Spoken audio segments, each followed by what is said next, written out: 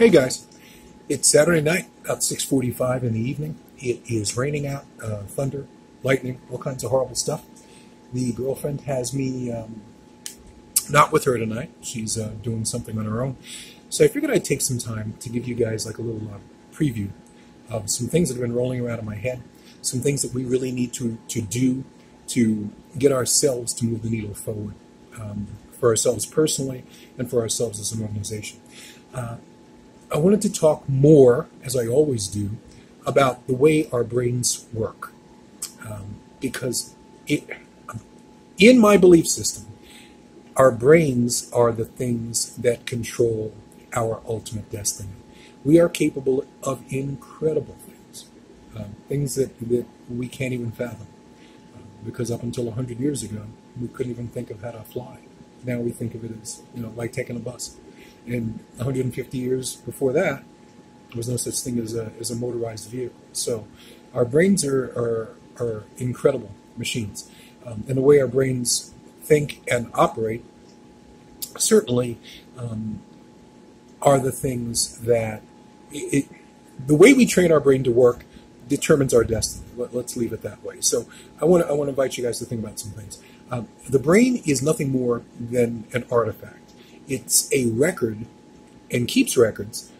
It's a great computer, obviously, but it also keeps records of everything we've ever experienced. The good, the bad, the ugly, all these strong emotions that have touched us as human beings. Those emotions reside in our brain.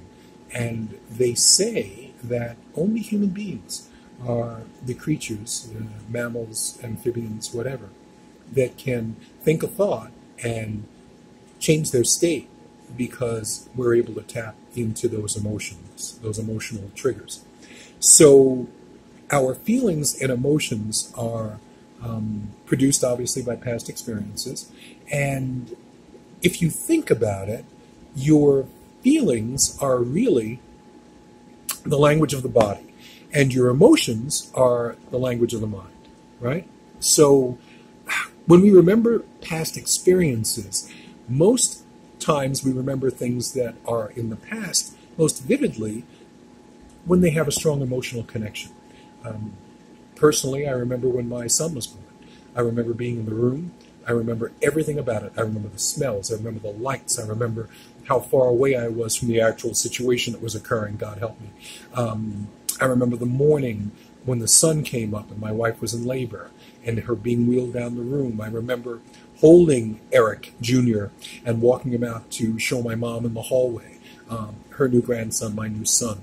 Why? Why do I remember everything so vividly in detail and can't remember what I had for breakfast?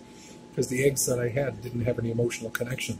But this new living creature that I was responsible for and continue to be responsible for in many ways had a major emotional impact on me. Same thing for you guys. Anything that we've had that laid a blueprint over us emotionally, we're going to remember vividly.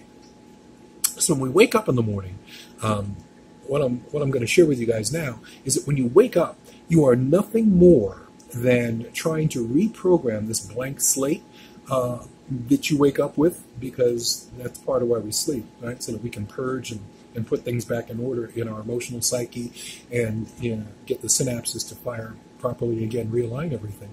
When you wake up, you are trying to figure out who you are. Again, because you're a blank slate. And how do we dictate who we are? By our past, right? And we're the sum of our past. So we start to overlay over this blank slate again all of the experiences of our past. And in our past, our problems. Let's face it, nobody doesn't have a problem. So we may have a problem with work. We may have a problem with a mother-in-law. We may have a problem with our kids. We may have a financial problem. But all of these problems now start to get plugged back into their specific spots in our psyche.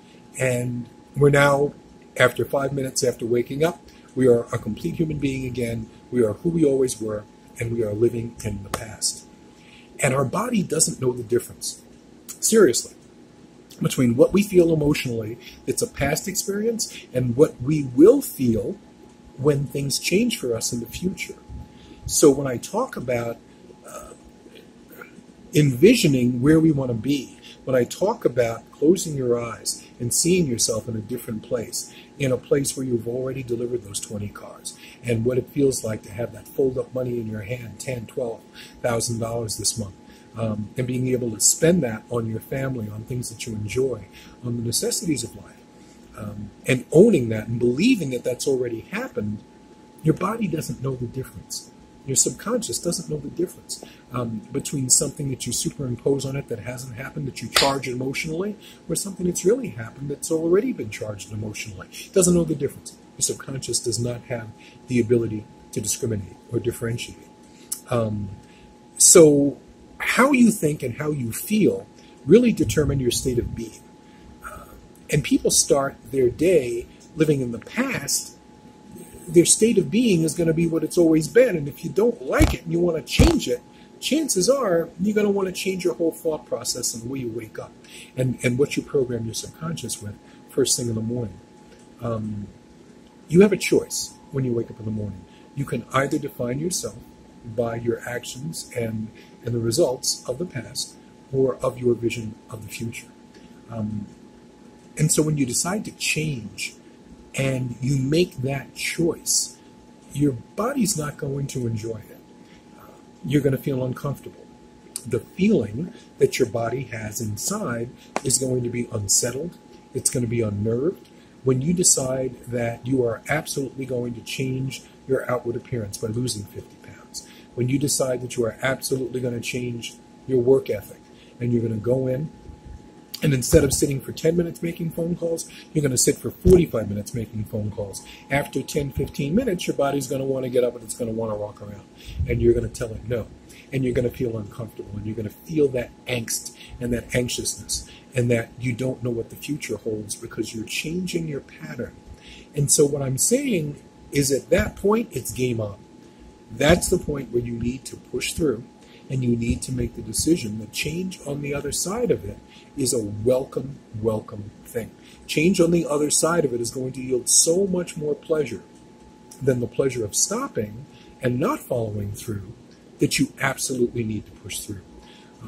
Your body is conditioned to trust the past, and so it's going to talk to you, and it's going to give you excuses. If it's that you don't want to eat sugar after 6 o'clock, and 7:30 rolls around, 8 o'clock, and you're normally used to grabbing that pint of ice cream, your body's going to say, where's the ice cream? And you're going to say, no ice cream.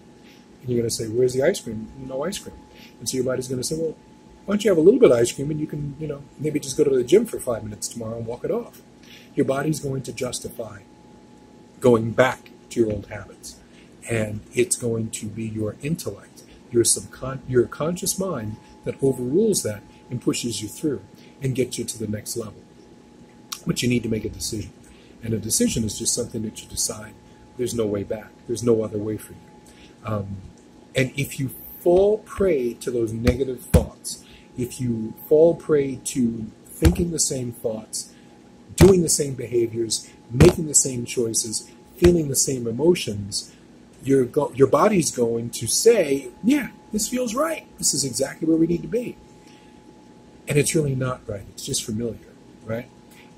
So the change that we're looking for is for something more than just the familiar. We're looking for something that's a little bit edgy, that makes us feel a little bit uncomfortable, but that gets us back on a path that yields a different result than what we've received in the past. Your body's going to tell you that this doesn't feel comfortable and that we can't tell what's coming next because we don't feel comfortable. We don't know what the future holds. And I'm saying to you that if you close your eyes and you envision yourself in your new reality with those 20 cars delivered, if you envision your new body that's 40 pounds lighter, if you envision yourself healthy and not having to control your sugar with insulin because of your diet and exercise program that you've put yourself on, because you know it's good for you and it's important for your future, for yourself, for your family, for your mere existence.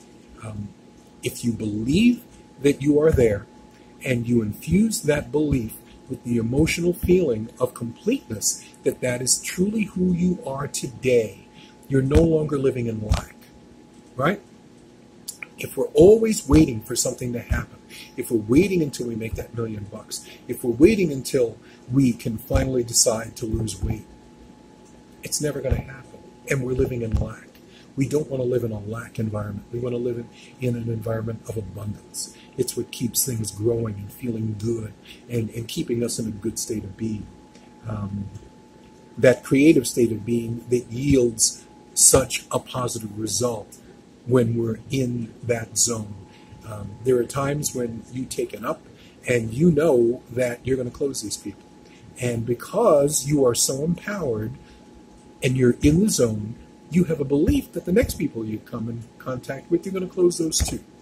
And the people behind those, you're going to have the same belief. And the next guy you may miss, but then you didn't miss because it was you missed because he's an idiot. And he doesn't realize how good a salesman you are and that you offered him the absolute best and that he should have taken advantage of it. Your belief system has changed. You believe that they need you, that you are the person, now is the time, this is the place, the price is right, the car is right, and that it's a foregone conclusion that they should give you their money. It's important to hold that belief and own it like it's real every single day. You bring that to the office every single day, that belief and the work ethic that comes with it. And this job becomes like water off a duck's back. It becomes like something that you could do in your sleep. It becomes fun, not laborious. It becomes a challenge, yeah, but you're challenging yourself to new heights. You're not challenging the customer to say yes. Does that make sense? You take the emphasis off the act and you put it on the result. If we know what the result is and we know how to get there and we begin with the end in mind, our subconscious will lead us right to the source. It'll take us exactly where we need to go without really thinking about it too hard. So what am I saying? I'm saying that we no longer want to look at ourselves through the lens of the past. We want to look at ourselves through our vision of ourselves in the future. And to that end, I want to have a continued discussion about this tomorrow. I want you guys to go on YouTube tonight, and I want you to look up Earl Nightingale, and I want you to listen to The Greatest Secret. I know it's 7 o'clock, and I know it's a little bit late, but if you see this tomorrow morning, I want you to do it in the car before you drive off. It's a 30-minute video. I really want you guys to hear it. We'll discuss it, and during the next week, you're going to listen to it 5, 6, 7, 8, 9, 10 times. You got to listen to it over and over again. The mother of creation in your subconscious is repetition. I need you guys to hear this message, and I need you to own it. I need you to be able to recite it in your sleep, because if you get this stuff, if you get what this guy is saying in this next half an hour, it's going to profoundly change your core belief system. And in order to make lasting change, you need to change your core beliefs. You need to change who you are, right? A metamorphosis, biologically and intellectually and emotionally. You need to change your entire being to go from a person who's doing 20 cars a month on average to 30, to go from a person who's doing 15 to 20. You need to change who you are. Every minute, we reproduce over 1 billion new cells. In 7 minutes, your entire biological makeup is completely renewed. So every 7 minutes, a human being becomes a new person. We're going to take some time. We're going to reinvent ourselves. We are going to take this team from where we are. We're going to put it on the map. We're going to put Auto Expo on the map. It's the first store in the group to do 150 cars. And now we're going to do it. We're going to do it by changing ourselves from within. Once we change ourselves from within and we believe that we can contribute our part to that goal, there is nothing, absolutely nothing in the world that will stop us. Nothing.